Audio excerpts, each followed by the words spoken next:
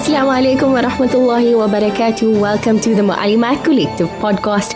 I'm your host Muslima Ismail Ali, and this is episode 3, where we discuss the solutions to parenting in this day and age. We are joined by our guest, that is none other than Shaykha Ro'diyah Joseph, who is a graduate from the Al-Azhar University and has joined us on the past 2 podcasts, where we discuss the challenges in parenting and also what exactly the Quran and Sunnah says about parenting.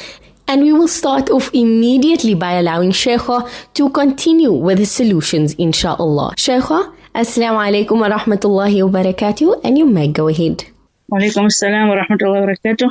Inshallah, bismillah ar-Rahman ar-Rahim, alhamdulillah, wa salatu wa salam ala rasulillah wa ala alihi wa sahbihi ajma'in. The solution here, if we look at sound upbringing, what is going to come to any parent's mind, any teacher, any mu'allima? Allah and Rasul sallallahu alaihi wasallam. Yes, that is the right thinking and that is the right way, because without that, we will all be lost, right? And Nabi Muhammad sallallahu alaihi wasallam has stated clearly, if you hold to that, لن تضلوا بعدي أبدا. It is the Quran and the Sunnah. So that is the first thing. It is Allah and our beloved Prophet Muhammad sallallahu alaihi wasallam. So when they are small already, when they are 2 years old, 3 years old, they will follow you. They will do what you do. They will say what you say. If I make salah, I'm just giving an example now.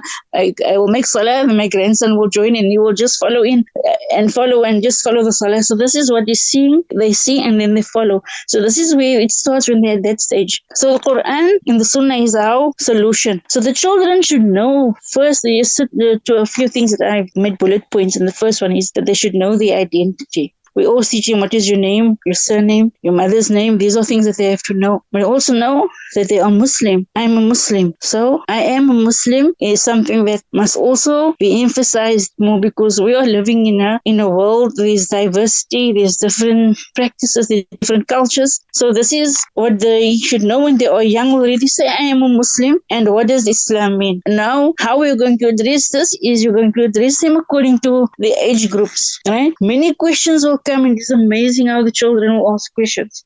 Alhamdulillah, I've dealt with all age groups already. This is from Montessori up to adults. And if you look at the questions that come up and the way they want to understand, it is another learning journey, especially for those also the mualimat in all the fields. It's not only whether it is doing tawheed, whether it is aqidah, whether it is seerah, whether it is fiqh. All the subjects, the questions that they will ask, it is what they find that they want to know. Sometimes you'll see, but how come he's asking this question? They will relate things to what is that they understand in their time. So this is also important. I'll give an example of a grade 1 student. Her mom gave birth, and then when it came to the cutting of the umbilical cord, she told the teacher the cord was cut because the baby was on charge. So why she said that is because we're using the cell phones to charge the cell phones, and then she connected that to her understanding, because now she doesn't need, or the baby doesn't need that anymore. So the child said it, but also where she just trying to connect, how did she connect that to that? So it is the time and the space is also playing a vital role on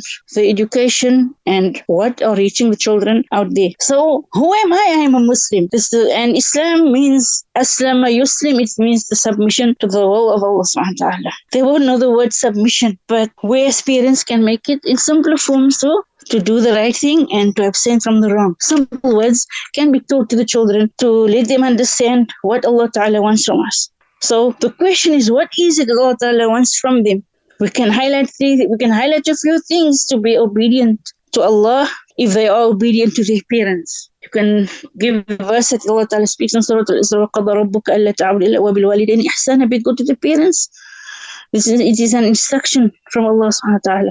Right? And everybody, this is for everyone. Although it is a teaching process for the children to be aware and that Allah consciousness for whatever we are doing when we wake up. So our whole process from when we wake up till we go and sleep, that Allah Ta'ala is seeing, Allah Ta'ala is all hearing, Allah Ta'ala is all seeing. So when they memorize the Asma'ul Husna and when they know, they can also understand what it means, because it is all connected to Allah Subhanahu wa Ta'ala, the Most High, the Most Exalted Subhanahu wa Ta'ala. So this is the solution, and the solution, it is by us. We do have it. But sometimes we don't know where to start, what to do, and what we shouldn't do.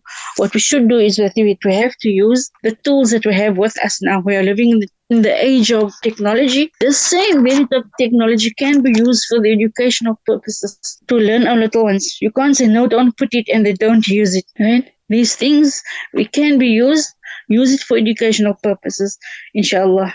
I came across a very interesting piece where one of the ulama has mentioned in one of his sermons in the khutbah of Jum'ah, and he mentioned and he said that one of the things that saddens the heart and makes the heart break is to see that many people have neglected the upbringing of the children, underestimated it, and wasted it. They did not protect the children, nor raise them in righteousness and piety. May Allah Ta'ala rectify the conditions. And then he mentions that they are the cause of the reason of the misery and corruption of their children. And for me, this really stood out because this is the reality that we are looking at. It's looking at us in our faces today, subhanAllah. And then Ibn al-Qayyim also mentioned on this, he said, how many people have made their child miserable and their pleasure of their life in this world. So the parents have their pleasure and the life in this world, right? And then in the year after, by neglecting them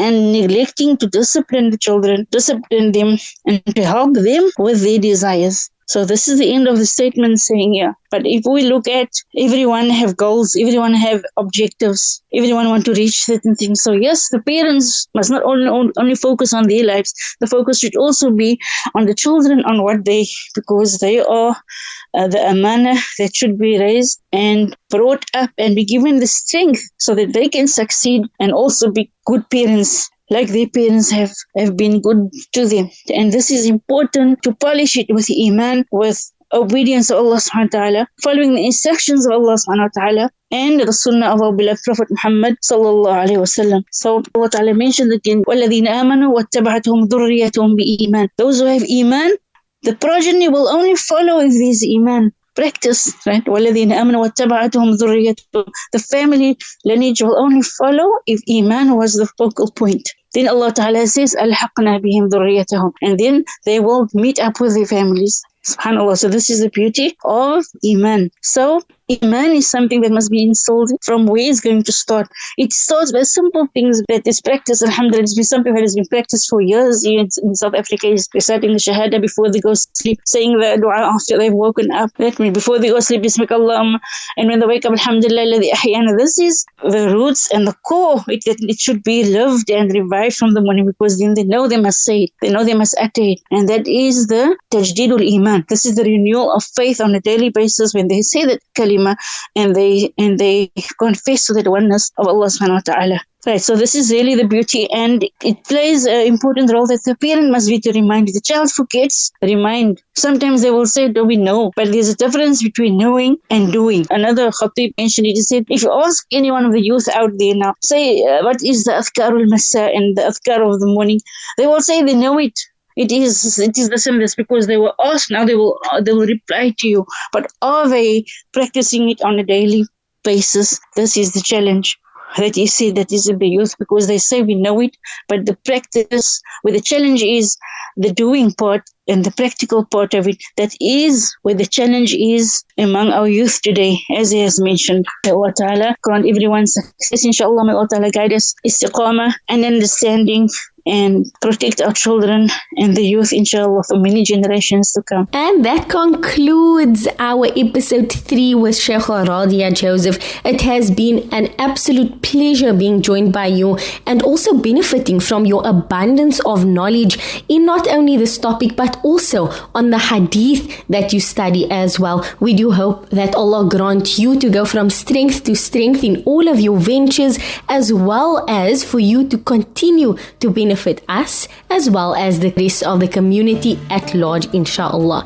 Now, this is your reminder to visit our socials, and that is on Facebook as well as Instagram on the Mualimaat Collective. We also have our podcast up on YouTube as well as Spotify, and that is as the Mualimaat Collective podcast. So be sure to visit that, listen to a retake of episode 1, 2 and now our newest episode 3, and stay tuned for the next one.